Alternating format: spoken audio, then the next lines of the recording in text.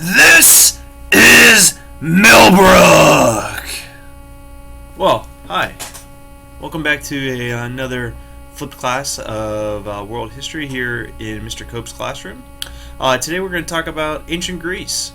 And no, we're not going to talk about the beautiful beaches that you see in the upper left-hand corner there. We're not going to talk about the impending economic crisis and how Greece may not be on the euro in the future. And unfortunately, we're also not going to talk about fantastic Greek food. And I'm sure all of the ladies are upset that they're not going to get to watch Gerard Butler's 18-pack, and of course the guys are probably upset that they're not going to get to see blood splattered all over the screen. But what we are going to talk about today is building upon our previous flipped class where we looked at what makes up a civilization, and we're going to look at what a lot of people consider to be one of the roots of our civilization, and that's ancient Greece. More specifically, we're going to take a look at two very famous city-states. We're going to look at Sparta, so we will talk a little bit about King Leonidas, and we are also going to take a look at Athens because we're going to talk about the roots of democracy. Eventually, then, we're going to shift into a civil war that's going to take place between Sparta and Athens and their allies. And then we'll finish up today by taking a look at the unification of those two allied groups as they confront the Persian Empire, who is knocking on their door and wanting to conquer them. Ancient Greece was actually organized in a unique system that we don't think of today. When we think of Greece. Today, when we think of Greece, we think of a unified country with hundreds of cities very similar to our own country, the United States. However, back in the ancient time period, Greece was actually organized into what were called polis, or today we call those city-states. And these polis basically functioned as their own independent mini-countries. However, all the polis that were made up within the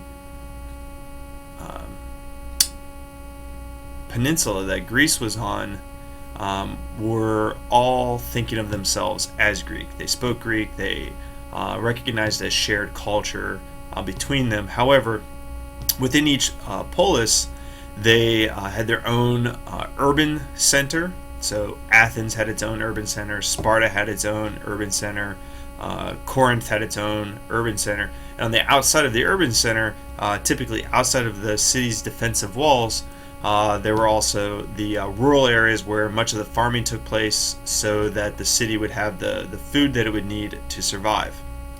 Each city was able to create its own type of government and institute its own type of governments. That could be a monarchy, it could be democracy, it could be an oligarchy, it could be tyranny, or any other form of government that you may have studied or know of. And not only that, they each had their own acropolis and their own agora. And the acropolis was typically in the center of the city, and this is what the city was built around. It may have been a mini mountain or a large hill that was in the center of the city, and this would have been the last stronghold that you would fall back to if there was a siege on your city. And at the top of this acropolis, there was typically a governmental system, or center, I should say, with governmental buildings, maybe some religious buildings where you could go and pray and offer sacrifices to the gods, and maybe even some entertainment centers where you could go and watch a Greek tragedy or a Greek comedy.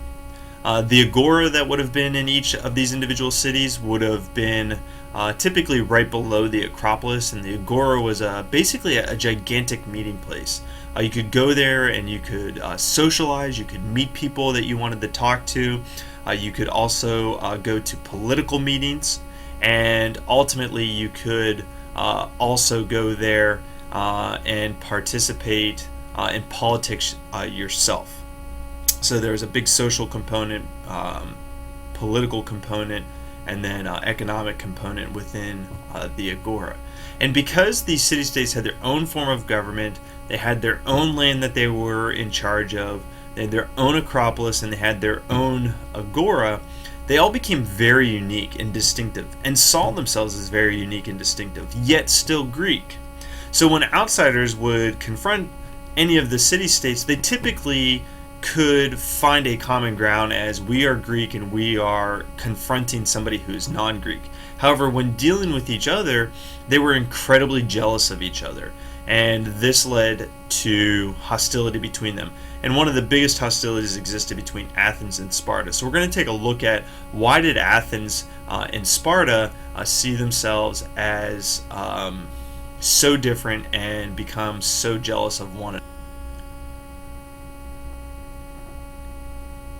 I just had to, get some coffee before we move on, and I'm drinking out of my Dunder Mifflin coffee mug, and I'm reminded of one of my all-time favorite quotes from The Office, and that comes from Dwight, and he says at one point in the show, "There's too many people on this earth. We need a new plague," and Dwight was kind of a unique individual. He would have fit in very well in this unique world of ancient Greece that we had, or that we're talking about. But in fact, a plague is actually going to strike Athens at one point, and it's actually going to inspire some future growth within Athens.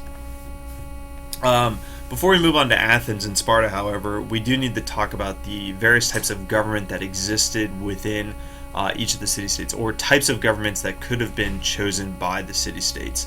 Sparta chose a monarchy, and I'm assuming that you're very familiar with what a monarchy is, where you have the rule of a king or a queen, and it's passed down hereditarily to their heirs. Typically, that would go through the male lineage. And that would make it a patriarchy, meaning rule is passed down through the men within the state, the country, the city-state, the polis, if you will.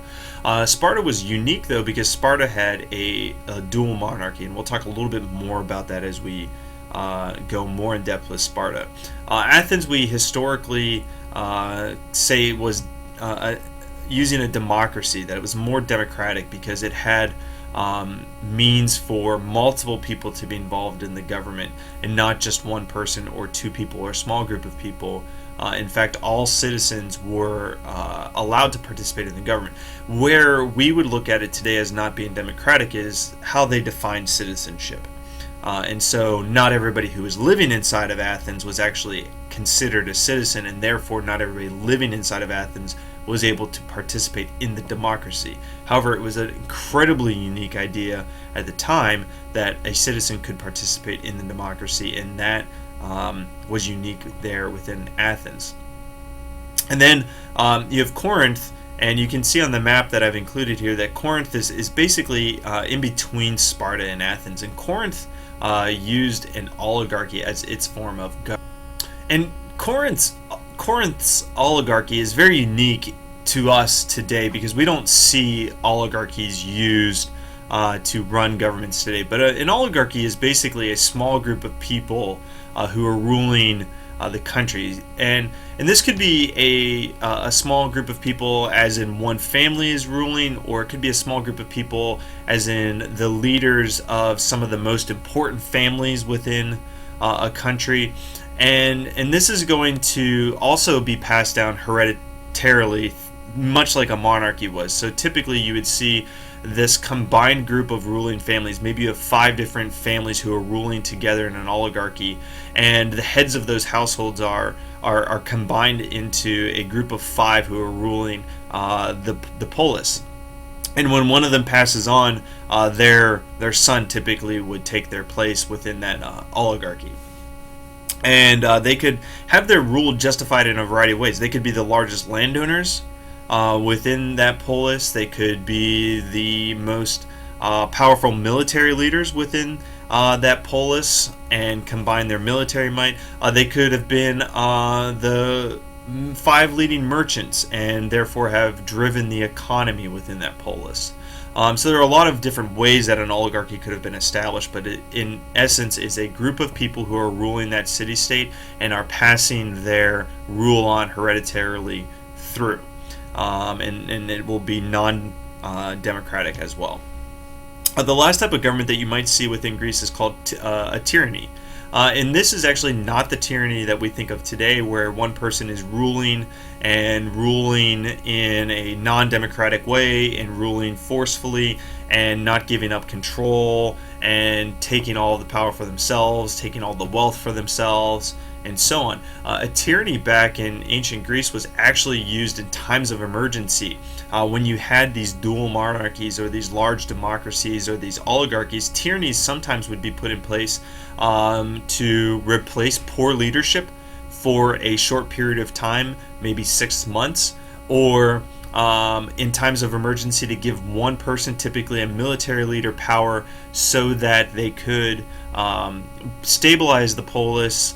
And then the idea was, once everything was stabilized, whether there was a smooth transition to a new dual monarchy or new democracy or new oligarchy, that tyrant would then step down. This tyrant was seen as a placeholder, somebody who could be trusted to watch over the government during times of struggle.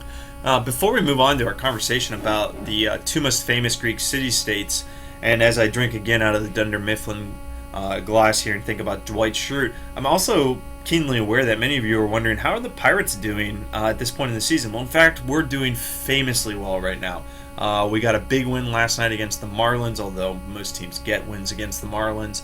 And so we're sitting, again, still in second place in the National League Central Division, but way on top of that wild card race at 75-48. So it's a great year for us. Now, on to Athens real quick. If you look at the picture on the top of this slide, you'll see that a photo of ancient Athens today. In that hill, there is, of course, the Acropolis, and below the hill, you're looking towards where the Agora would have been.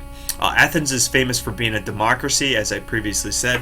There was a leader by the name of Pericles who really advanced democracy within the city, defining citizenship, expanding jobs and roles that citizens could play, both politically and within the city itself, as far as jobs that they could have. And so that expanded it economically. Athens was also seen as a naval power because Athens sat on the Mediterranean Sea much more directly than, say, Sparta did. And as a result of that, instead of focusing on having a hoplite army, Athens focused on having a strong navy. It had defined social classes. And because it had defined social classes, it had a defined social order as well. And then famously, Athens focused on the arts with the likes of not Pericles, but Pericles was the leader, of course. But Socrates, Plato, and Aristotle would have been famous people that you would have heard of. And we're going to talk about them in a future lesson. In fact, the next flipped lesson will be about the arts that they had. And then quickly, before we finish here, Sparta, so that you can see the unique identities that would be created within the city-states. Sparta had a dual monarchy, so only two people were in charge. They had a hoplite army, and this was what this meant was this was an army, and you can see the picture below the Athens picture. This was an army of professional soldiers that was called upon and used pretty regularly within Sparta. But they never really challenged themselves. If they were attacked, they would absolutely use the army that was trained pretty aggressively. The school that you would go to within Sparta lasted for 23 years. You left when you were 7, and you were there until you were 30, and then you were expected to provide 30 more years of service to the army. They also had a helot labor force, which was essentially a slave labor force of people that they had previously conquered, and that's how they were able to feed their city-states so well. And this ultimate focus on the military, as opposed to a focus on the arts, is going to uniquely define Sparta as being a strong city-state. It's going to define it as a militaristic city-state. And it's going to put it at odds ultimately with Athens, who it's going to see as a city-state that's focused on thinking and thought, and that will ultimately pit these two city-states in a civil war against each other called the Peloponnesian War. And during the Peloponnesian War, Athens is going to ask other city-states to join and ally themselves with Athens, and Sparta will do the same thing on their side, and you'll pit these two great alliances against one another. And that's where we're going to pick up on our next flip lesson. Will be with the Peloponnesian War and then the Persian War.